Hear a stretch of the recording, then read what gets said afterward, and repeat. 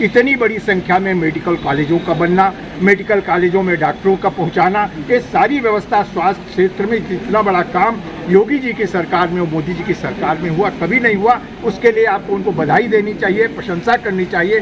जब जिले में मेडिकल कॉलेज होगा तो सारी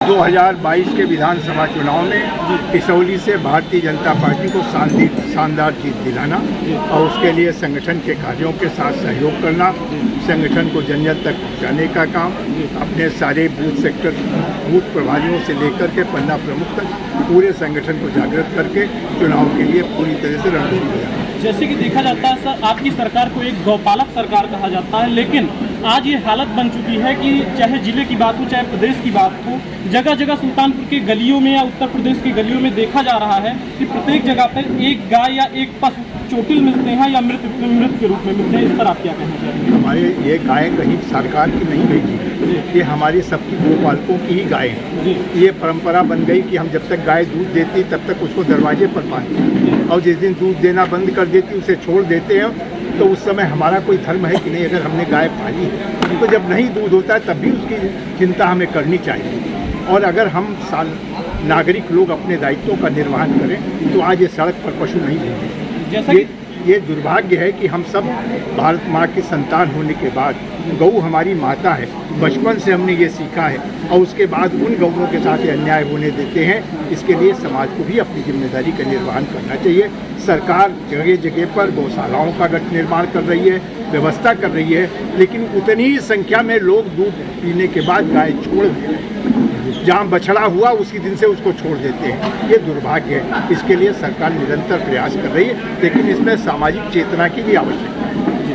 जैसे कि देखा जा रहा है सर कि पूर्वांचल एक्सप्रेस का निर्माण हो रहा है और माननीय मुख्यमंत्री जी का जो आवागमन भी सुल्तानपुर लगा रहता है, लेकिन ये पूर्वांचल एक्सप्रेस जगह जगह पे बैठ जा रहा है। इसमें वित्तीय अनियमितता और भ्रष्टाचार पाया जा रहा है। इस पर आप क्या? ये आप जान लीजिए, योगी जी की सरकार है। जहाँ कहीं भी वित्तीय अनियमितता होगी, वो चाहे जितना बड़ा व्यक्ति होगा उसे जेल की हवा खानी पड़ेगी, कोई छूटेगा नहीं। सारी चीज़ें योगी जी की जानकारी में, इसकी जांच होगी और जहां कहीं भी घालमेल होगा वो जेल जाएगा, उसके विरुद्ध कठोर कार्रवाई होगी, रिकवरी होगी। सूत्र बताते हैं कि इसौली विधानसभा में अभी भी आपके प्रत्याशियों को व आपको जो है गुटबाजी का डर सता रहा है।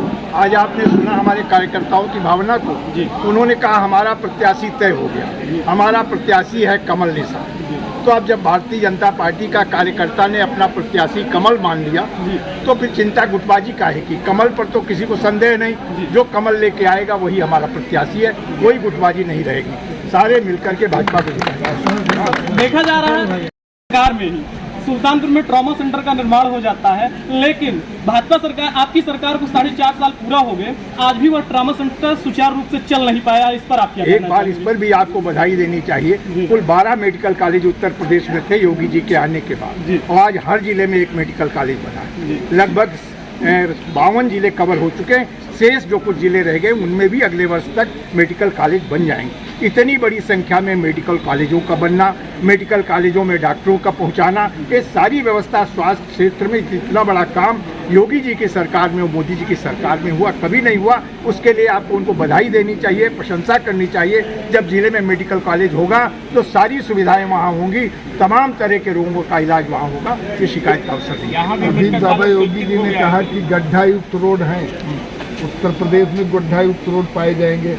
और माननीय इसौली विधानसभा में हम आपको दिखाएं, सैकड़ों ऐसे रोड पड़े हैं जो गड्ढा युक्त आज से नहीं 5 सालों से पड़े हैं और कोई उस पर कार्यकलाप नहीं हो रहा है, पेमेंट उसका निकाला जा चुका है। मैं आपको बता दूं, बरसात के दिनों में अच्छी सड़कों पर भी गड्ढा हो जाते हैं, लेकिन योगी जी ने कहा है 15 नवंबर के बाद जिस सड़क पर गड्ढा होगा उस क्षेत्र का, चाहे ठेकेदार हो चाहे इंजीनियर हो, उसकी खैर नहीं।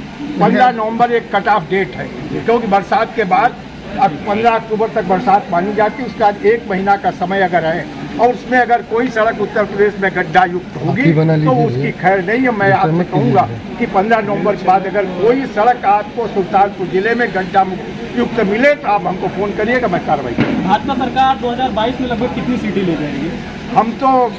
अब तो जनता का जिस तरह का मूड दिख रहा है, इसलिए अब संख्या बताना कठिन हो रहा है, लेकिन हमें लगता है हम पिछला आंकड़ा पार करेंगे। प्रदेश के सहसंयोजक सहकारिता प्रकोष्ठ की रामचंद्र मिश्रा जी, उनका भी स्वागत है।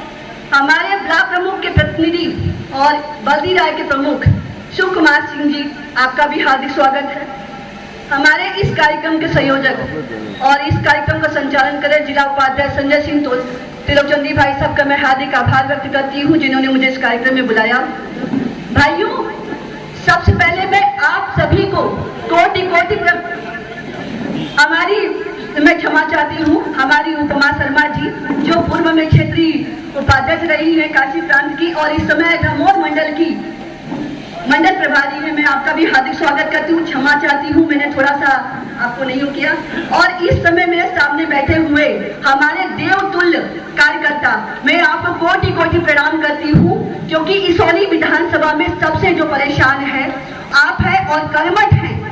आप लोगों ने जब भी मौका मिला इसौली में जिसको भी प्रत्याशी बनाया गया, आप लोगों ने बढ़ चढ़ किया, लेकिन हाँ, हमारे कुछ नेताओं की गुटबाजी की वजह से आप लोगों को अपना विधायक नहीं मिला, आपके मनपसंद का।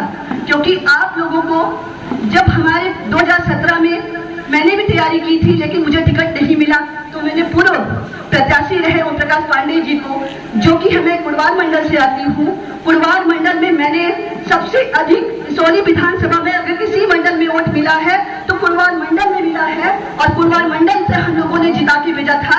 उसके बाद आपका जो धमोर में मिला था और फिर बल्दीरा, फिर धनपतगंज, सबसे ज्यादा जो मंडल जिसने वोट दिया था बोलो भैया हाथ नीचे करा। और मैं फिर से भरोसा आपको दिलाती हूँ, इस बार भी इसौली विधानसभा में जो भी प्रत्याशी आएगा हमारा कमल का फूल होगा।